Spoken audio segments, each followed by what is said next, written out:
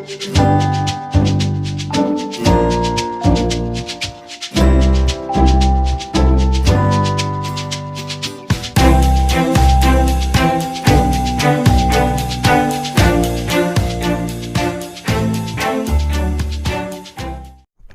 Friends, তোমরা কেমন আছো?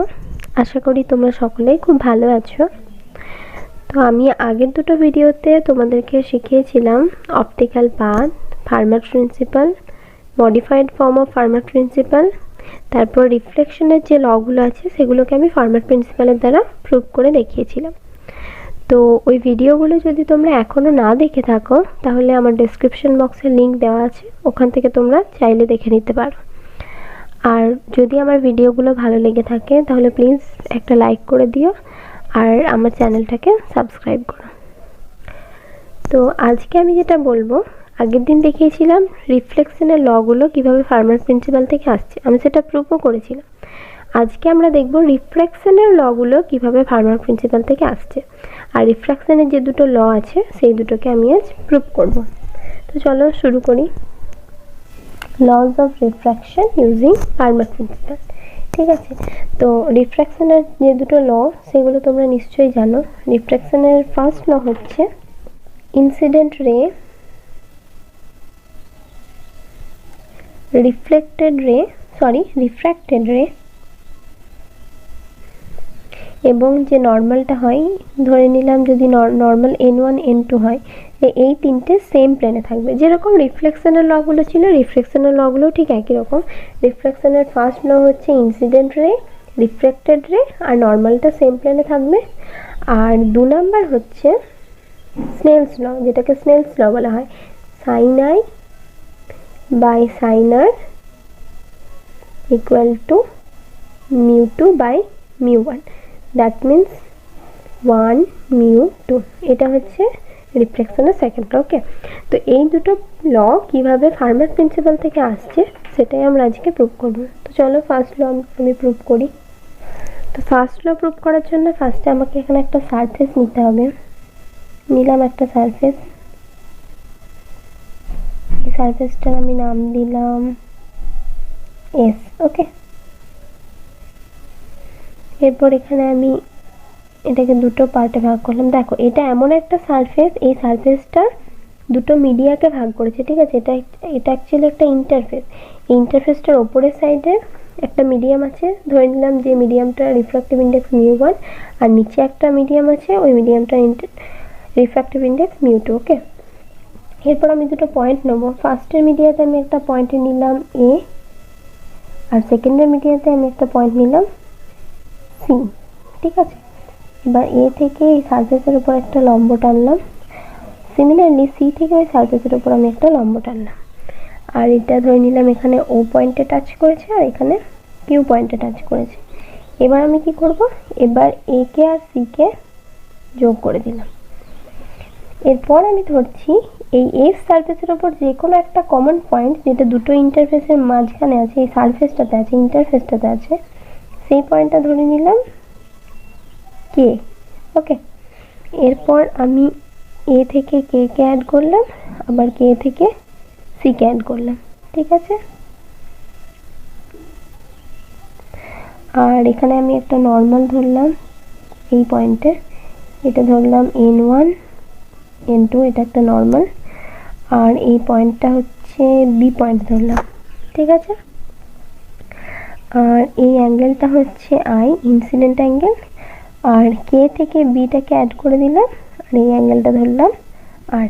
ওকে, ঠিক আছে, এবার দেখো আমি ধরছি ও পয়েন্টটাকে যদি অরিজিন ধরি তাহলে ধরে নিলাম ও এর ডিস্টেন্স হচ্ছে স্মল এ, আর এদিকে কিউসি ও এ মানে দেখো এইটার ডিস্টেন্স ধরলাম এ, আর কিউসি মানে হচ্ছে এটার ডিস্টেন্স আমি ধরলাম স্মল বি, আর এদিকে ও কিউ যে লাইনটা আছে ও কিউ এর ডিস্টেন্সটা আমি ধরলাম স্মল সি, আর এদিকে ও বিটা ধরলাম স্মল এক্স।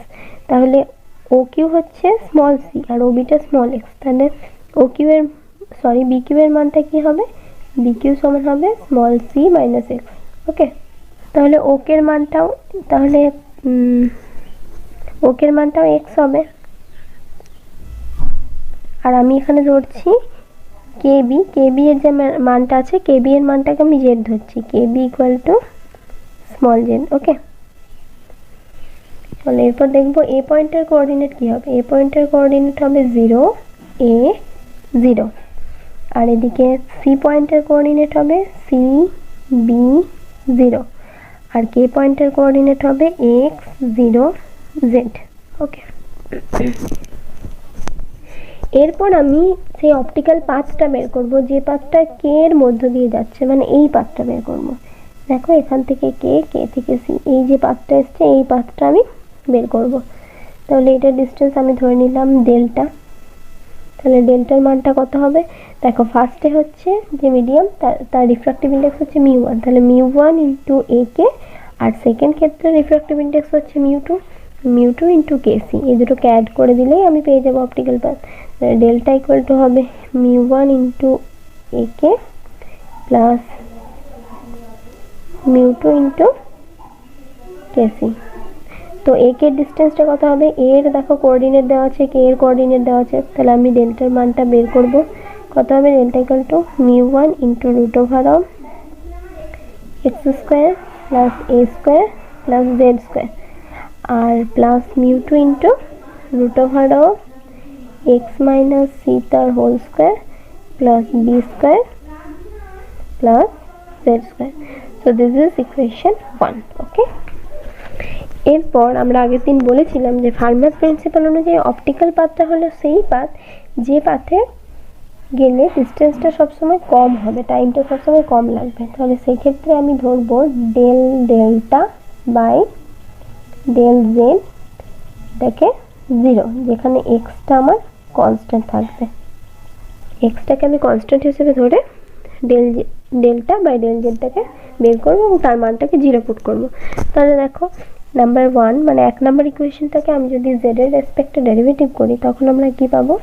তোমরা এটা সকলেই বাড়িতে করে দেখবে, তাহলে বুঝতে পারবে।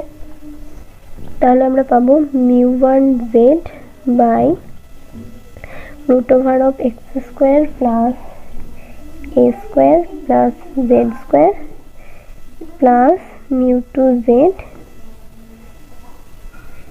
Divide by root over of x minus c তার whole square plus b square plus c z square equal to 0।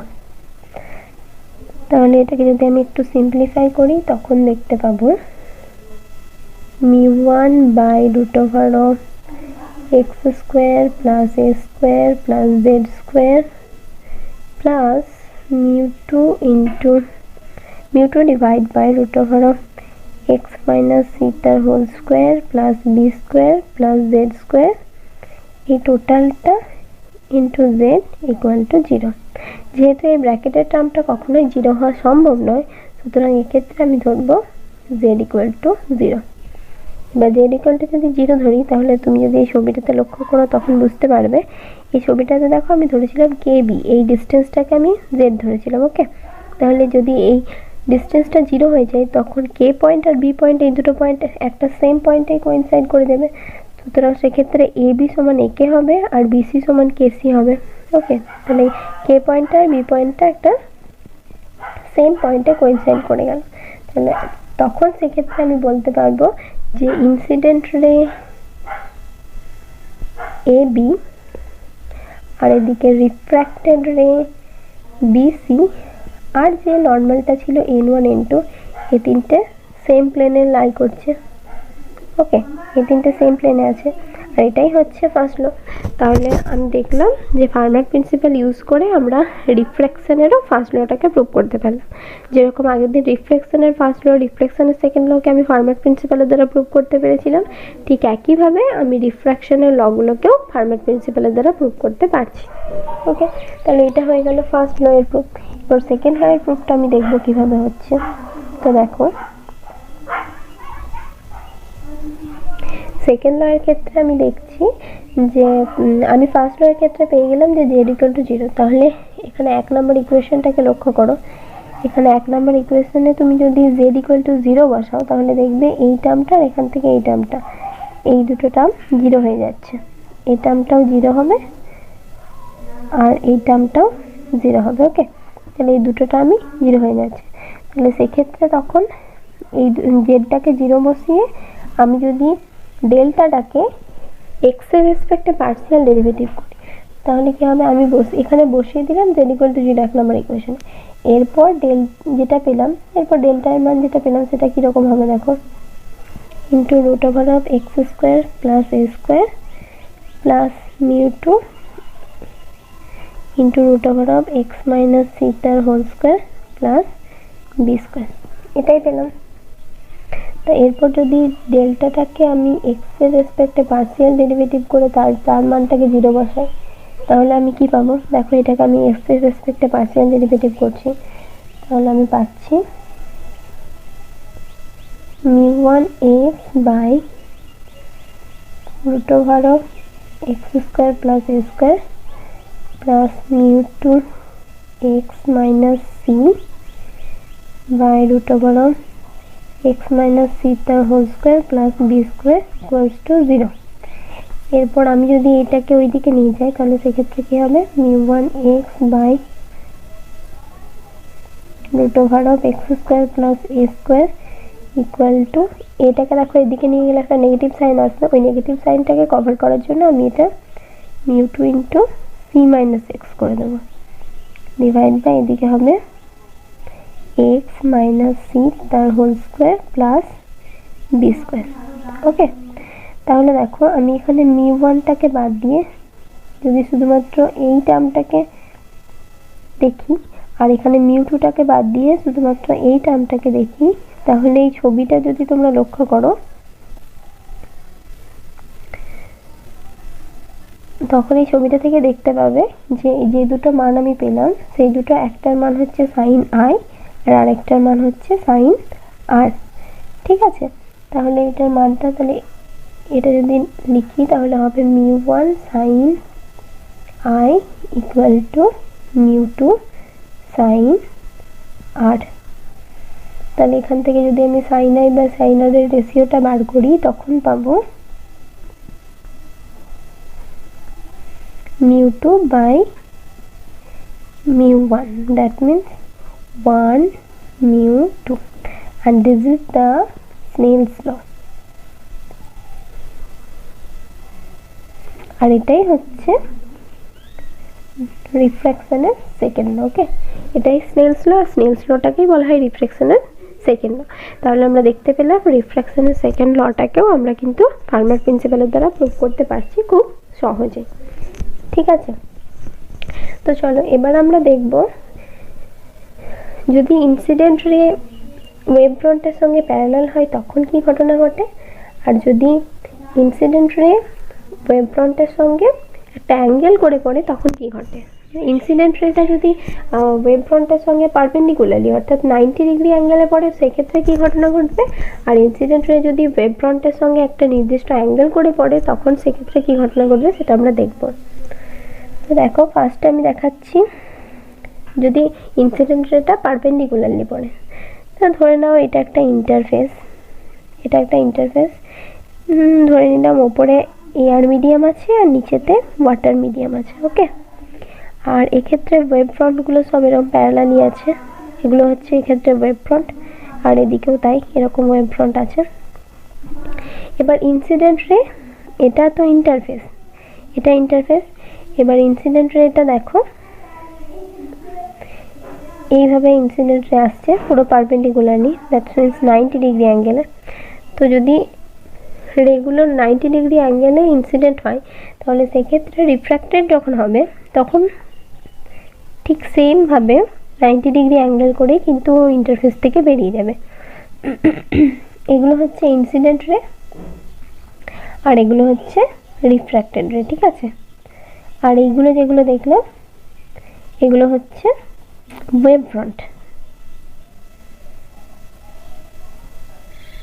ওকে, এগুলো হচ্ছে ওয়েভ ফ্রন্ট যেগুলো প্যারালালি আছে ইন্টারফেসের সঙ্গে আর পারপেন্ডিকুলারলি পড়ছে, এগুলো হচ্ছে ইনসিডেন্ট রে। তারপর এই ইন্টারফেসটাতে রিফ্র্যাক্টেড হওয়ার পরে এগুলো ঠিক সেম পারপেন্ডিকুলারলি বেরিয়ে যাচ্ছে। ঠিক আছে, তাহলে আমি দেখতে পাচ্ছি যে এখানে ইনসিডেন্ট রে এর অ্যাঙ্গেলের সঙ্গে রিফ্র্যাক্টেড রে এর অ্যাঙ্গেলের কোনো চেঞ্জ হচ্ছে না। শুধুমাত্র এক্ষেত্রে দেখতে পাবো যখন এয়ার মিডিয়াম থেকে ওয়াটার মিডিয়ামে আসবে তখন লাইটের ভেলোসিটিটা কিছুটা কমে যাবে। ওকে, লাইটের ভেলোসিটির যে মানটা সি এর মানটা একটু ডিক্রিজ করবে, আর কোনো কিছুই কিন্তু চেঞ্জ হবে না। এক্ষেত্রে সব কিছু একদম সেম থাকবে, যে অ্যাঙ্গেলে ঢুকবে সেই অ্যাঙ্গেলেই বেরোবে, শুধুমাত্র লাইটের ভেলোসিটি সি এর মানটা আস্তে আস্তে ডিক্রিজ করবে। ঠিক আছে, কিন্তু এরপর আমরা দেখব যদি ইনসিডেন্ট রেটা ইন্টারফেসের সঙ্গে, তার মানে ইন্টারফেসের সঙ্গে যদি একটা নির্দিষ্ট অ্যাঙ্গেল করে পড়ে, এক্ষেত্রে আমি দেখলাম 90 ডিগ্রি করে পড়ছে, সুতরাং কোনো চেঞ্জ হচ্ছে না, শুধুমাত্র সি এর মানটা ডিক্রিজ করছে। কিন্তু এরপর আমি যদি দেখি এমন একটা ইন্টারফেস, ধরো এই সেম ইন্টারফেস ধরলাম, এটা হচ্ছে ইন্টারফেস, ধরো এস ধরলাম, এদিকে সেম এয়ার আছে, এদিকে ওয়াটার আছে, আর এক্ষেত্রে আমি ওয়েভ ফ্রন্টগুলোকে ধরলাম একটু অ্যাঙ্গেল করে আছে। ওয়েভ ফ্রন্টগুলো এক্ষেত্রে প্যারালালি না থেকে এগুলো ধরো ওয়েভ ফ্রন্ট অ্যাঙ্গেল করে আছে। আগের ক্ষেত্রে দেখলাম ওয়েভ ফ্রন্টের কোনো চেঞ্জ হচ্ছে না, যেহেতু ইনসিডেন্ট রেটা 90 ডিগ্রি অ্যাঙ্গেল করে পড়ছে। কিন্তু এরপর দেখো একটা নির্দিষ্ট অ্যাঙ্গেল করে পড়ছে ওয়েভ ফ্রন্টটা, তখন সেক্ষেত্রে রিফ্র্যাক্টেড হওয়ার পরে ওয়েভ ফ্রন্টের কোনো চেঞ্জ হচ্ছে কি না সেটা আমরা দেখব। এগুলো হচ্ছে ওয়েভ ফ্রন্ট। ধরো এখানে একটা নর্মাল আছে, এরপর আমি দেখছি ইনসিডেন্ট রেটাকে, এটা হচ্ছে ইনসিডেন্ট রে। ওকে, এটা হচ্ছে ইনসিডেন্ট রে। এবার ইনসিডেন্ট রেটা কিভাবে পড়ার কথা ছিল, ইনসিডেন্ট রেটা যখন এভাবে পড়ছে নর্মালি ইনসিডেন্ট রেটা এইভাবে বেরিয়ে যাওয়ার কথা, কিন্তু আমরা দেখতে পাচ্ছি এক্ষেত্রে ইনসিডেন্ট রেটা এই দিক বরাবর না গিয়ে ইনসিডেন্ট রেটা আমাদের এই দিক বরাবর আসছে, অর্থাৎ রিফ্র্যাক্টেড হওয়ার পরে রিফ্র্যাক্টেড অ্যাঙ্গেলটা কিছুটা কমে যাচ্ছে। রিফ্র্যাক্টেড রে হওয়ার কথা ছিল এটা, কিন্তু এক্ষেত্রে রিফ্র্যাক্টেড রে হচ্ছে এটা, এটা হচ্ছে রিফ্র্যাক্টেড রে। ঠিক আছে, তাহলে আগের আমরা দেখলাম 90 ডিগ্রি অ্যাঙ্গেল করে পড়ছিল, সুতরাং ইনসিডেন্ট রের ক্ষেত্রে যে ওয়েভ ফ্রন্টগুলো পাচ্ছিলাম, রিফ্র্যাক্টেড রের ক্ষেত্রে ওয়েভ ফ্রন্টগুলো সেম ছিল ইন্টারফেসের সঙ্গে প্যারালাল। কিন্তু এক্ষেত্রে আমি দেখেছি ওয়েভ ফ্রন্টগুলো প্যারালালি না পড়ে ওয়েভ ফ্রন্টগুলো একটা নির্দিষ্ট অ্যাঙ্গেল করে পড়েছে। তাহলে যেহেতু ইনসিডেন্ট রেটাও দেখো এই দিক বরাবর যাওয়ার কথা ছিল, রিফ্লেক্টেড রেটা না গিয়ে এদিকে আসছে, সুতরাং ওয়েভ ফ্রন্টেরও কিছু চেঞ্জ হবে। ওয়েভ ফ্রন্টটার এইভাবে আসার কথা ছিল, কিন্তু ওয়েভ ফ্রন্টটা এইভাবে না আসছে, একটু বেঁকে যাবে, প্রতিটা ওয়েভ ফ্রন্টই এরকম হবে, একটু বেঁকে যাবে। সুতরাং এক্ষেত্রে ওয়েভ ফ্রন্টটা চেঞ্জ হয়ে গেল। যখন ওয়েভ ফ্রন্টটা ডেন্সার মিডিয়ামে আসছে তখন সেক্ষেত্রে তার যখন ইনসিডেন্ট রেটা একটা লাইটার মিডিয়াম থেকে ডেন্সার মিডিয়ামে পৌঁছাচ্ছে, তখন মানে রেয়ারার মিডিয়াম থেকে যখন ডেন্সার মিডিয়ামে আসছে তখন সেক্ষেত্রে ওয়েভ ফ্রন্টটারই কিন্তু চেঞ্জ হচ্ছে। আগে যেরকম দেখলাম ওয়েভ ফ্রন্টটার কোনো চেঞ্জ হচ্ছিল না, আর কিন্তু এক্ষেত্রে আমরা দেখতে পাচ্ছি যে ওয়েভ ফ্রন্টটা চেঞ্জ হচ্ছে। আর যেহেতু আমরা জানি যে ইনসিডেন্ট রে বা লাইটের রের সঙ্গে ওয়েভ ফ্রন্ট সবসময় পারপেন্ডিকুলার হয়, এটা কেন ধরলাম না, ইনসিডেন্ট রের সঙ্গে ওয়েভ ফ্রন্ট সবসময় পারপেন্ডিকুলার হয়। এক্ষেত্রে দেখো এটা ইনসিডেন্ট রে আর এগুলো হচ্ছে ওয়েভ ফ্রন্ট, এগুলো পারপেন্ডিকুলারই আছে। সুতরাং এক্ষেত্রে যদি এইটা রিফ্র্যাক্টেড রে হয় তাহলে ওয়েভ ফ্রন্টটাকেও নিশ্চয়ই এটার পারপেন্ডিকুলারই হতে হবে, তাহলে এটার পারপেন্ডিকুলার হতে গেলে তখন ওকে বেন্ড করতেই হচ্ছে। সুতরাং লাইটের যে রিফ্র্যাকশনের সময় বেন্ড হওয়ার ঘটনাটা সেটাও আমরা দেখতে পেলাম। ঠিক আছে, থ্যাংক ইউ।